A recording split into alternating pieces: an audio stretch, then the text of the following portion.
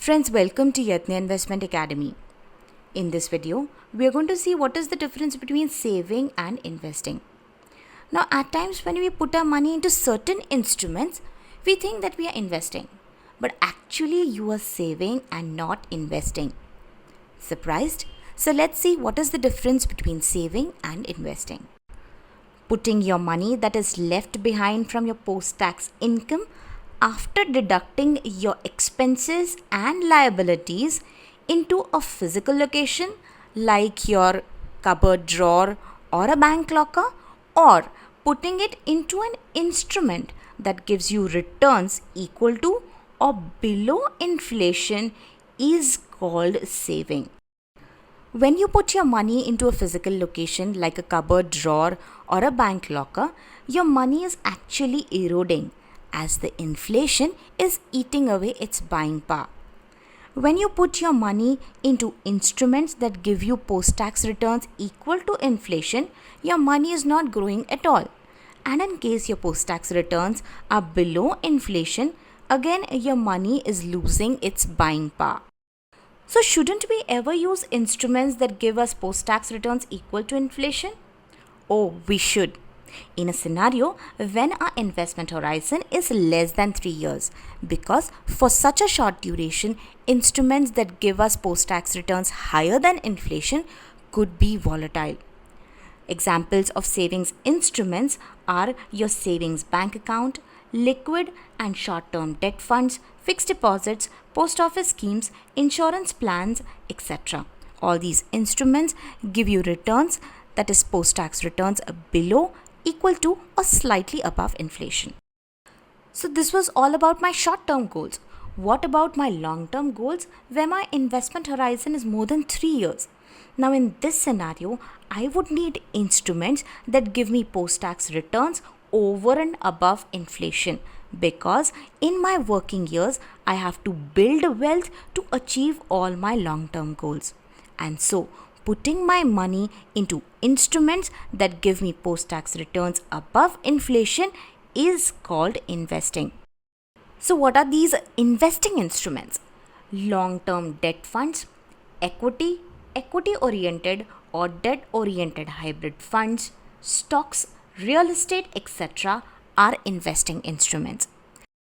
Let us take an example to understand how people use savings instrument to complete even their long-term goals, where they actually should be using investment instruments. There's Mr. A who sets aside 10,000 rupees each month in his savings bank account. Now he thinks that 10,000 rupees is a very small amount to make an FD, and so at the end of the year, when he collects 1.2 lakh rupees, he makes an FD. He does this for 5 years. Now, the kind of returns your savings account offers is 4% on a per annum basis. Mr. A comes in a 30% tax bracket, and so the returns he gets on his savings bank account post-tax is 2.8% on a per annum basis.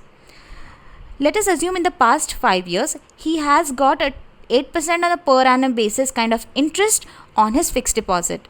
So, his post-tax return would be 5.6% on a per annum basis. So even though the FD investment duration was 5 years, Mr. A was collecting 10,000 rupees each month in his first initial year. So the total investment duration is 6 years. So for a total investment of 6 lakh rupees, at the end of 6 years, Mr. A receives a corpus of 7.6 lakh rupees, which is post-tax. But had Mr. A invested these 10,000 rupees each month in ELSS funds. Now ELSS funds, that is equity linked savings funds, are an ideal investment vehicle where the investment duration is 5 to 6 years.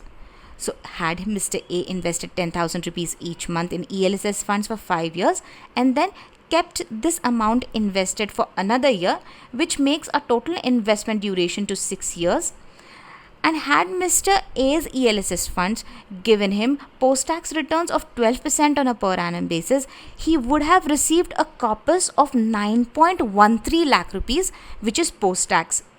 Now 12% is a return that you should expect from ELSS funds, as these are generally large cap oriented funds, but these could be mid cap and small cap oriented funds as well.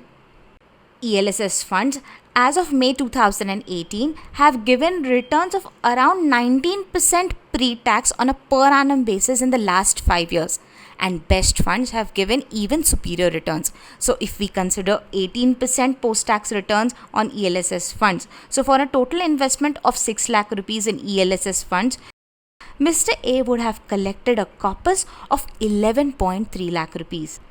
So the difference between the kind of corpus savings instruments could create for Mr. A and investment instruments could create for Mr. A is big.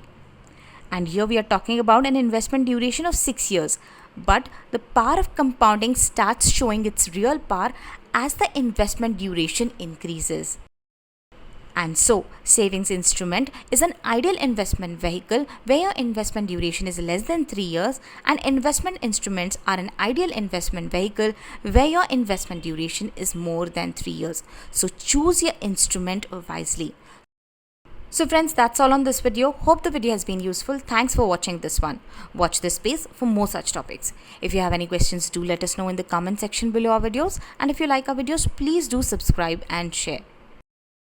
And before we end, we want to let you know that Yadnya Investment Academy's first book, which is a collection of 108 questions and answers on mutual funds and SIP, can be bought on Amazon, Flipkart, etc. And the link to buy the same is mentioned in the description of this video. So see you in another video. Until then, happy investing.